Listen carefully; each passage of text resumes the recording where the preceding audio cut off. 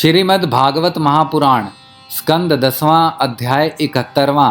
श्री कृष्ण भगवान का इंद्रप्रस्थ पधारना।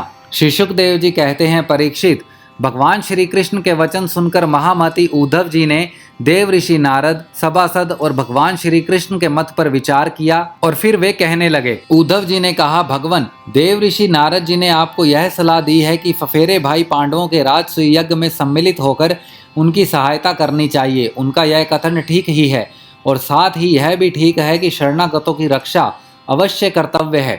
प्रभो, जब हम इस दृष्टि से विचार करते हैं कि राजसूय यज्ञ वही कर सकता है जो 10 दिशाओं पर विजय प्राप्त कर ले, तब हम इस निर्णय पर बिना किसी दुविधा के पहुंच जाते हैं कि पांडवों के यज्ञ और शरणागतों की रक्षा दोनों कामों के लिए जरासंध को जीतना आवश्यक है। प्रभो, केवल जरासंध को जीत लेने से ही हमारा महान उद्देश्य सफल हो जाएगा, साथ ही उसके बंदी राजाओं की मुक्ति और उसके कारण आपको सुयश की भी प्राप्ति हो जाएगी।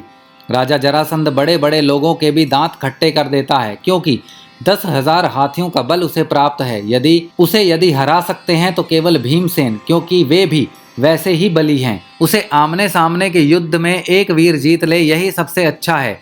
100 अक्षौणी सेना लेकर जब वह युद्ध के लिए खड़ा होगा, उस समय उसे जीतना आसान न होगा। जरासंध बहुत बड़ा ब्राह्मण भक्त है। यदि ब्राह्मण उसे किसी बात की याचना करते हैं तो वह कभी कोरा जवाब नहीं देता। इसीलिए भीमसेन ब्राह्मण के वेश में जाए और उससे युद्ध की भिक्षा मांगे। भगवान, इसमें संदेह नहीं कि यदि आपकी उपस्थिति में भीमसेन और जरासंध का द्वंद्व युद्ध हो तो भीमसेन उसे मार डालेंगे।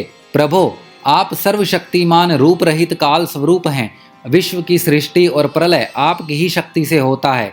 ब्रह्मा और शंकर तो उसमें निमित्त मात्र हैं। इसी प्रकार जरासंध का वध तो होगा आपकी शक्ति से, भीमसेन केवल उसके निमित्त मात्र बनेंगे। जब इस प्रकार आप जरासंध का वध कर डालेंगे, तब कैद में पड़े हुए राजाओं की रानियां अपने महलों में आपकी इस विशुद्ध लीला का गान करेंगी कि आपने उनके शत्रु का नाश कर दिया और उनके प्राणपतियों को छुड़ा दिया। ठीक वैसे ही जैसे गोपियां शंखचूड़ से छुड़ाने की लीला का, आपके शरणागत मुनिगण गजेंद्र और जानकी जी के उद्धार की लीला का तथा हम लोग आपके माता पिता को कंस के कारागार से छुड़ाने की लीला का गान करते हैं।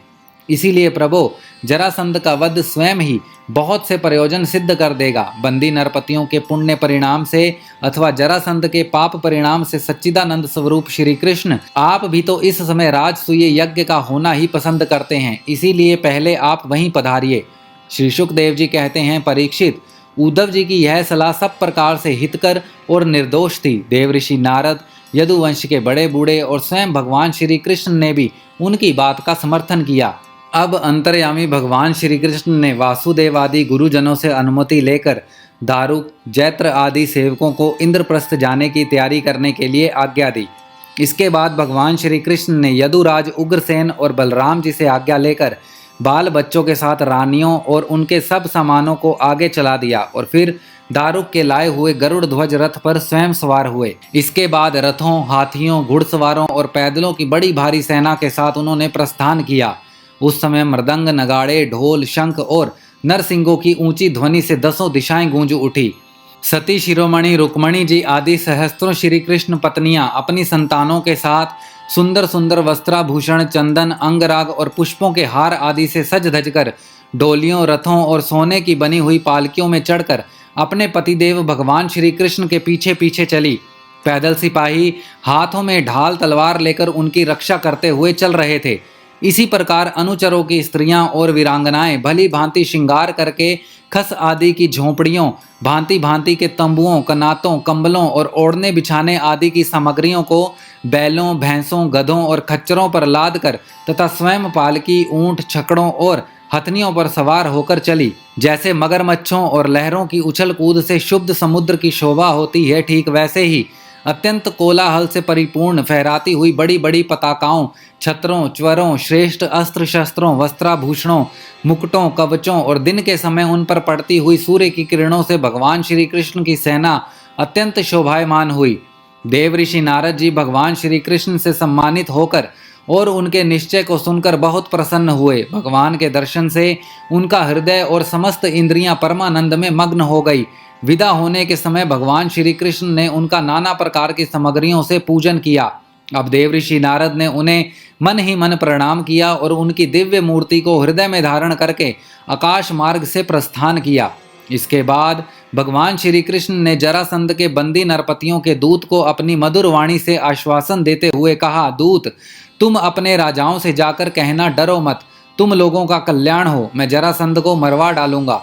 भगवान की ऐसी आज्ञा पाकर वह दूत गिरिव्रज चला गया और नरपतियों को भगवान श्री कृष्ण का संदेश ज्यों का त्यों सुना दिया। वे राजा भी कारागार से छूटने के लिए शीघ्र से शीघ्र भगवान के शुभ दर्शन की बाट जोहने लगे। परीक्षित, अब भगवान श्री कृष्ण अनार्त, सोवीर, मरु, कुरुक्षेत्र और उनके बीच में पड़ने वाले पर्वत, नदी, नगर, गांव, अहीरों की बस्तियां और खानों को पार करते हुए आगे बढ़ने लगे। भगवान मुकुंद मार्ग में दृशद्वती एवं सरस्वती नदी पार करके पांचाल और मत्स्य देशों में होते हुए इंद्रप्रस्थ जा पहुंचे। परीक्षित, भगवान श्री कृष्ण का दर्शन अत्यंत दुर्लभ है। जब अजात शत्रु महाराज युधिष्ठिर को यह समाचार मिला कि भगवान श्री कृष्ण पधार गए हैं, तब उनका रोम रोम अनंत से खिल उठा। वे अपने आचार्यों और स्वजन संबंधियों के साथ भगवान की अगवानी करने के लिए नगर से बाहर आए। मंगल गीत गाए जाने लगे, बाजे बजने लगे, बहुत से ब्राह्मण मिलकर ऊंचे स्वर से वेद मंत्रों का उच्चारण करने लगे। इस प्रकार वे बड़े आदर से ऋषिकेश भगवान का स्वागत करने के लिए चले, जैसे इंद्रियां मुख्य प्राण से मिलने जा रही हों। भगवान श्री कृष्ण को देखकर राजा युधिष्ठिर का हृदय स्नेहात्रिके से गदगद हो गया। उन्हें बहुत दिनों पर अपने प्रियतम भगवान श्री कृष्ण को देखने का सौभाग्य प्राप्त हुआ था, अतः वे उन्हें बार बार अपने हृदय से लगाने लगे। भगवान श्री कृष्ण का श्री विग्रह भगवती लक्ष्मी जी का पवित्र और एकमात्र निवास स्थान है।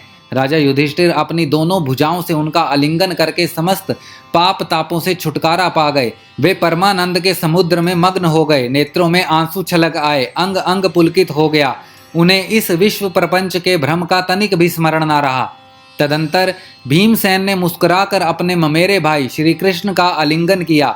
इससे उन्हें बड़ा आनंद मिला। इस समय उनके हृदय में इतना प्रेम उमड़ा कि उन्हें ब्रह्म स्मृति सी हो गई। नकुल, सहदेव और अर्जुन ने भी अपने परम प्रियतम और हितैषी भगवान श्री कृष्ण का बड़े आनंद से आलिंगन प्राप्त किया। उस समय उनके नेत्रों में आंसुओं की बाढ़ सी आ गई थी। अर्जुन ने पुनः भगवान श्री कृष्ण का आलिंगन किया। नकुल और सहदेव ने अभिवादन किया और स्वयं भगवान श्री कृष्ण ने ब्राह्मणों और कुरुवंशी वृद्धों को यथा योग्य नमस्कार किया।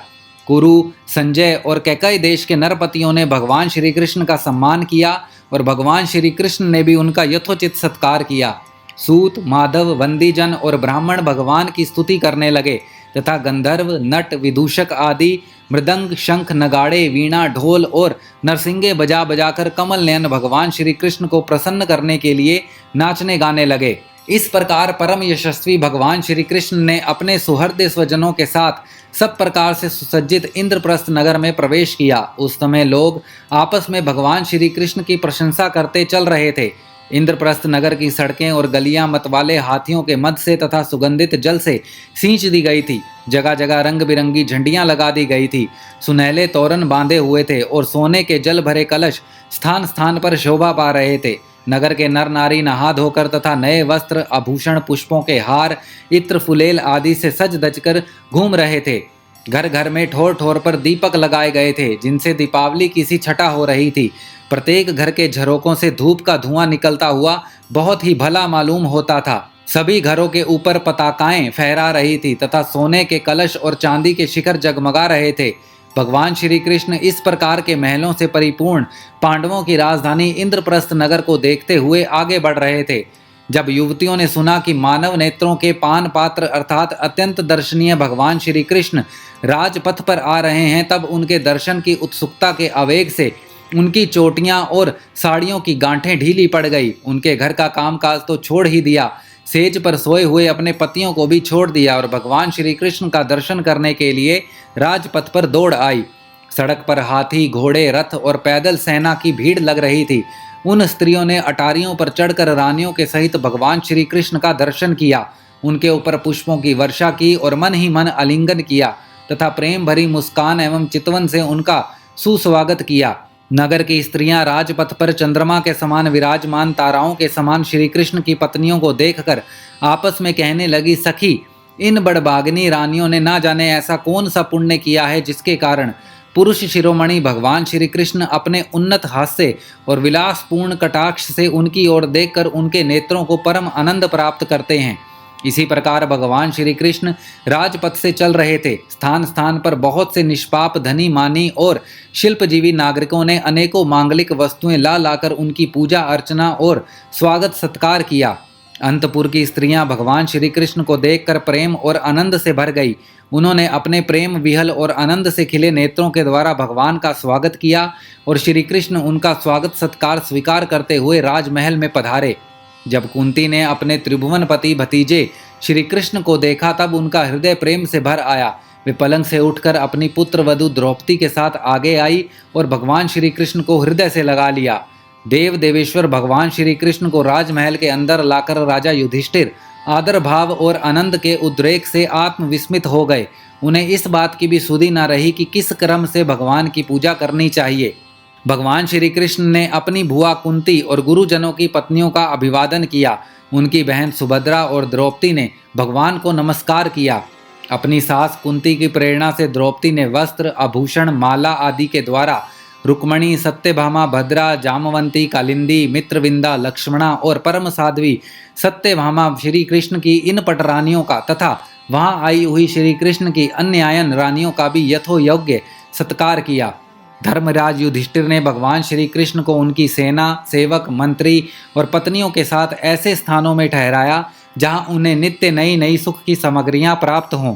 अर्जुन के साथ रहकर भगवान श्री कृष्ण ने खांडव वन का दाह करवाकर अग्नि को तृप्त किया था और मयासुर को बचाया था। परीक्षित, उस मयासुर ने ही धर्मराज युधिष्ठिर के लिए भगवान की आज्ञा से एक दिव्य सभा तैयार कर दी।